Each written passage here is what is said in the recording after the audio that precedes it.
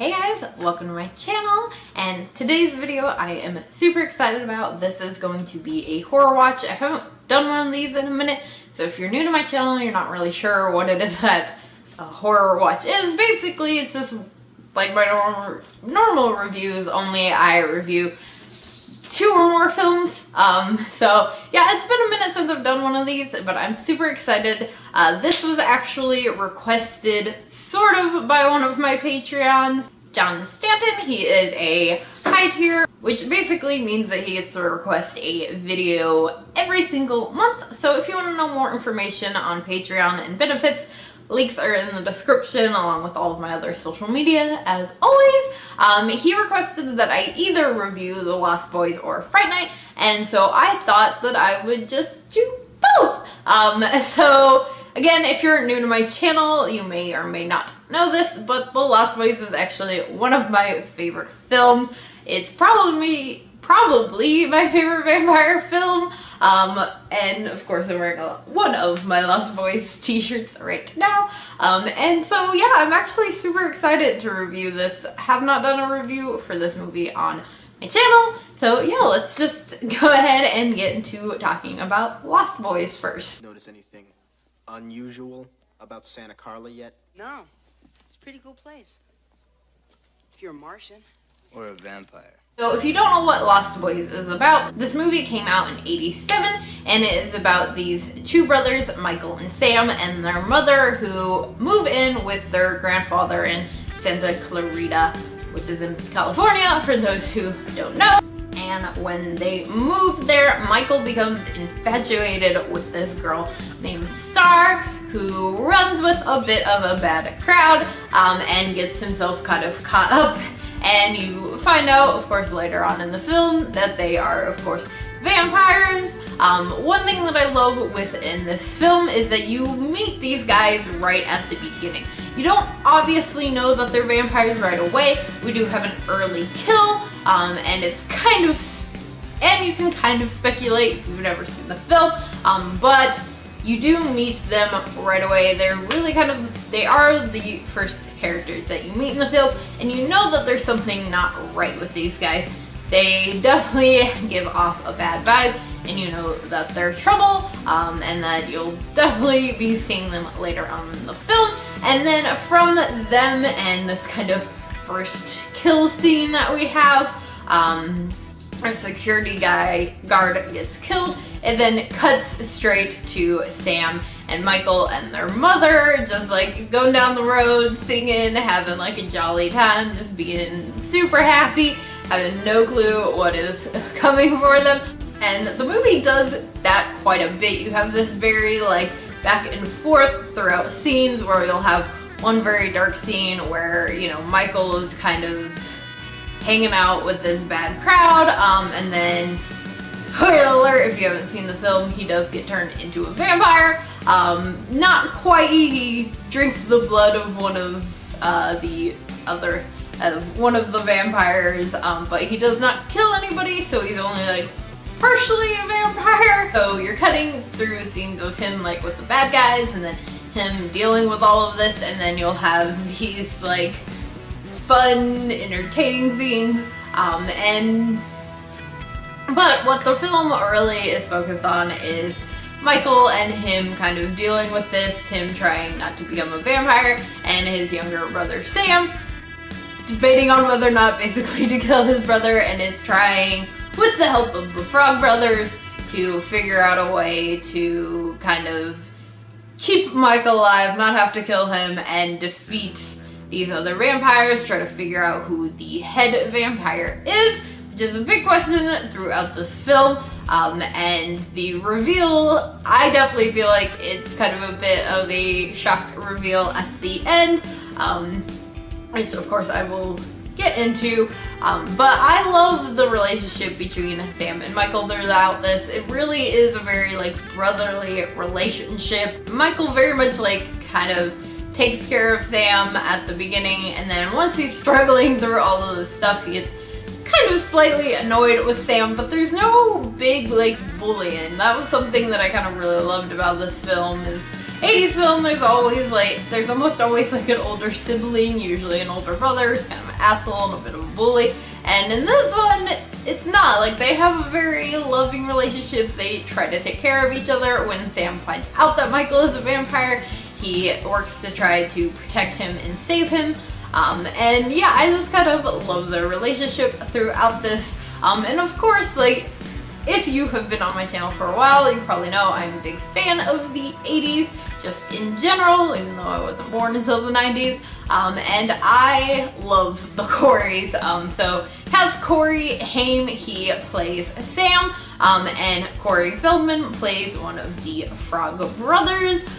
Corey Haim has always been the fave of the Coreys. And yeah, I love them in this film. I believe this was their first film that they did together. And of course went on to do many more after that. But yeah, I love their dynamic in this. But yeah, I love this film, and it's definitely kind of a cheesy 80s vampire thing. But the vampires are still very much bad in this film, but they're still, you know, humans that are turned into vampires. And this film is super quotable. There are just so many great lines in this film, especially coming from the grandfather. At one point in the very beginning of the film, Sam is asking their grandfather if it's really the murder capital of the world, and his grandfather says, let's put it this way, if all the corpses in Santa Carla were to rise at the same time, they'd have a really bad population problem. And then he delivers the perfect final line in the film that just like ends it, and it's so great. One thing about living in Santa Carla I never could stomach. All the damn vampires. And yeah, I love that clip. I love that scene. And I did say I was going to talk about it. The reveal of the lead vampire. It turns out to be this character, Max, who Sam and Michael's mom had started dating and she was working for. A little inappropriate, but he reveals himself to be the lead vampire, and he was basically trying to get Michael and Sam so that way he could get to her and they could form this big fucked up family. And yeah, I definitely feel like the first time I watched that, I was pretty surprised because they do put his character through a bit of this test, and he does kind of seem like a bit of a good guy. Even though the movie is laying it on pretty thick that he could possibly be the lead vampire, they do still try to turn you away from that. So for me, I definitely think that that was a really good reveal, and I loved that. His character did turn out to be a bad guy, and that's one of the other things that I loved in this film, was that they did kind of twist the, you know, lore of vampires a little bit in this one. I mean, you still have crosses and holy water and stuff like that, but they do say that garlic doesn't work, and Max does tell them that once he's invited into the home that there's basically nothing that they can do. All those vampire tricks and all the tests will no longer work. So let me know what your thoughts are on The Lost Boys. Do you love this film as much as I do, or not? But moving on, let's go ahead and talk about Fright Night. What would you do if you accidentally discovered the house next door was occupied by something not human? Something horrifying. Something unspeakably evil. So Fright Night came out in '85, so it actually came out 2 years before The Lost Boys. And please don't take away my horror fan card, I had actually never seen the original Fright Night. I have seen the remake. I remember kind of liking it, thinking it was a little bit cheesy. I think maybe I'll go back and I think I might go back and rewatch that one, since now that I've seen the original, I feel like it'll give me a little bit more insight into the remake.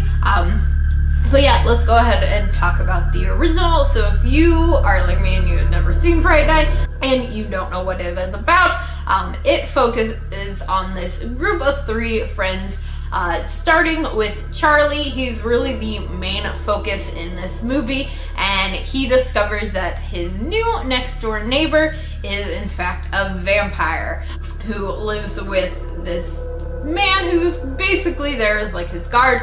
And Charlie has a girlfriend named Amy and a best friend named Ed, or everyone refers to him as Evil or Evil Ed. It's kind of like his weird nickname. And the movie focuses on Charlie as he kind of just tries to prove to everybody that his next door neighbor is an evil vampire. And of course, his neighbor finds out what he's doing and then tries to hunt down Charlie.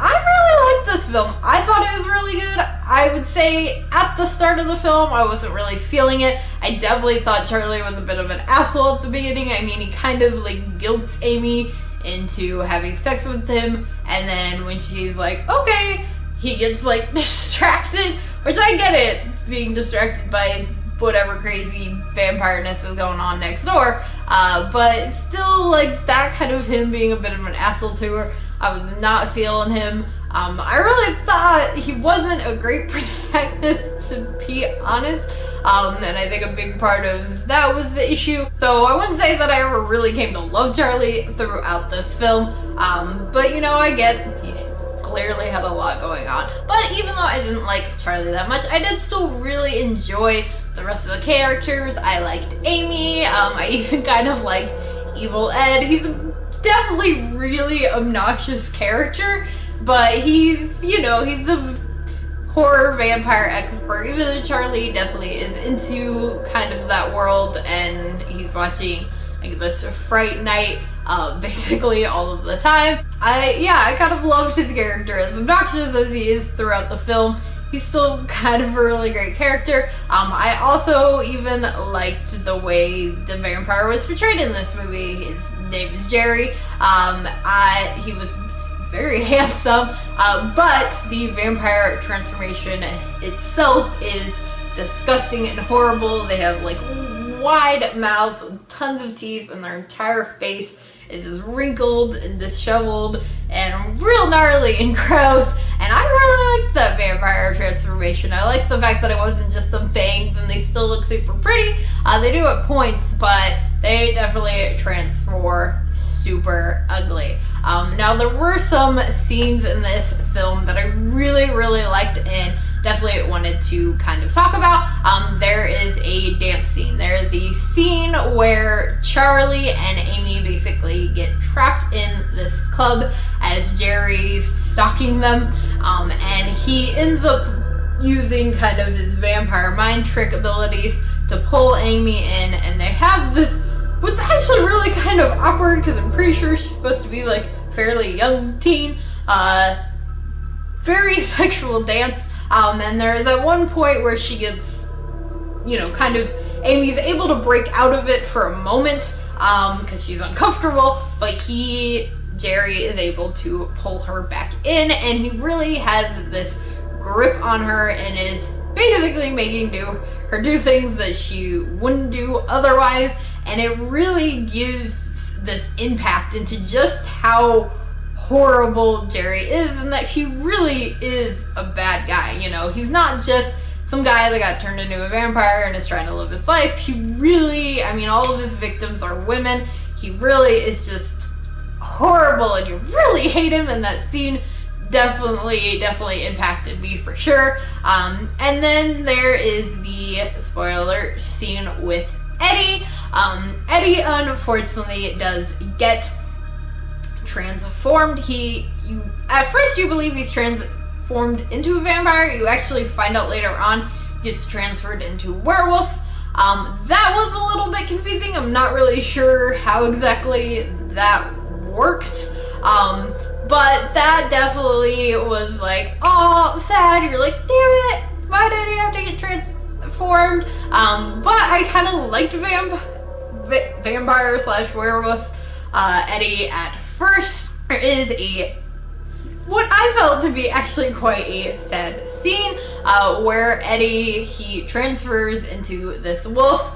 You don't actually see him transform, but when he is in this wolf body, he gets stabbed in the heart, and that part made me quite sad.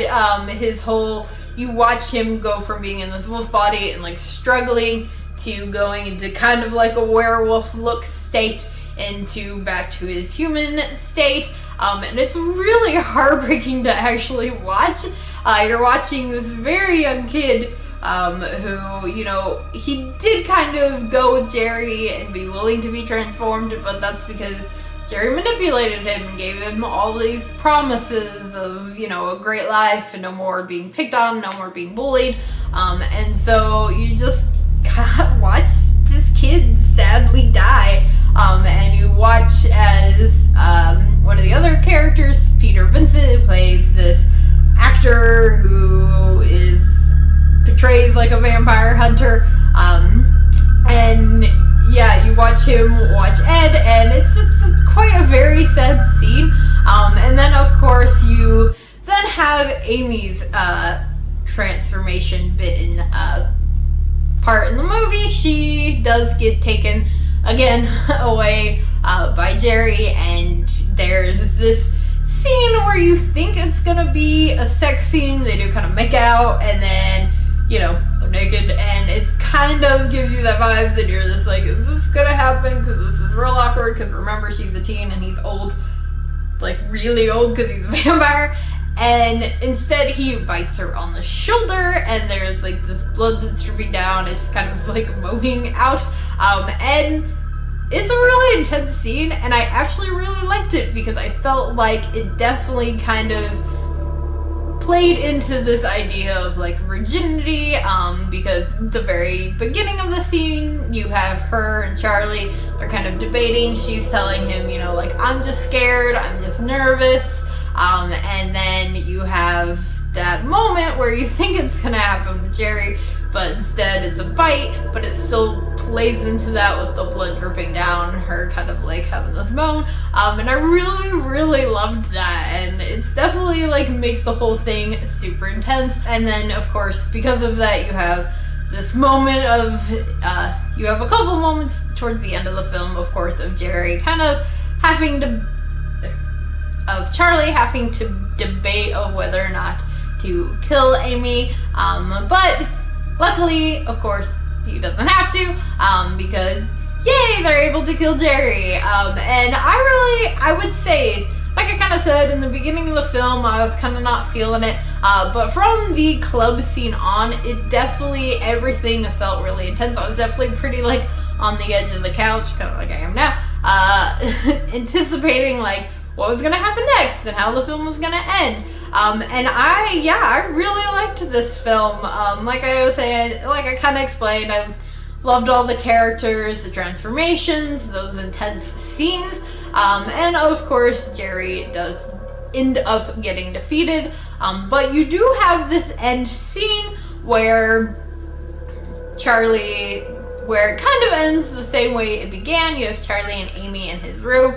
They're basically getting ready to do it. Charlie notices something out the window in the house, and so he looks over, and he swears he sees, and there's like a bit of a flash of red, and so then, you know, Amy's like, hey, is something wrong? What's going on?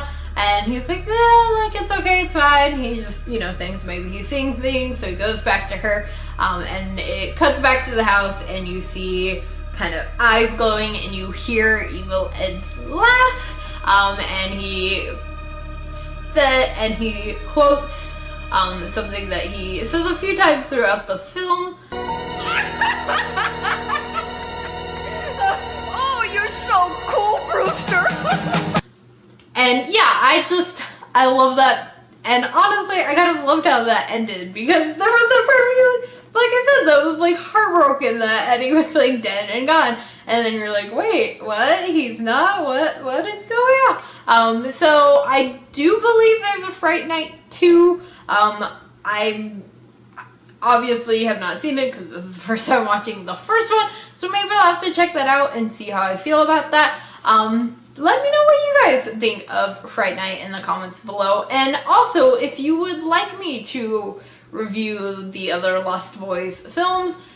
If you didn't know, there are more, and the other Fright Night films. Let me know if you would like to see me review the full series for either of these in the comments below. And as far as for my favorite, I still gotta give it to Lost Boys. As much as I really did enjoy Fright Night, and I definitely, this is gonna be up there in my favorite vampire films now. Thought it was fantastic. I still gotta give it to Lost Boys. Lost Boys will probably always be my favorite, in part because of the gories. But yeah, that's kind of all I have to say about both of those films. I hope that you did enjoy this review. If you did, please do give a big old thumbs up. Make sure you hit that subscribe button for more horror-related content, and I'll see you guys later with another video.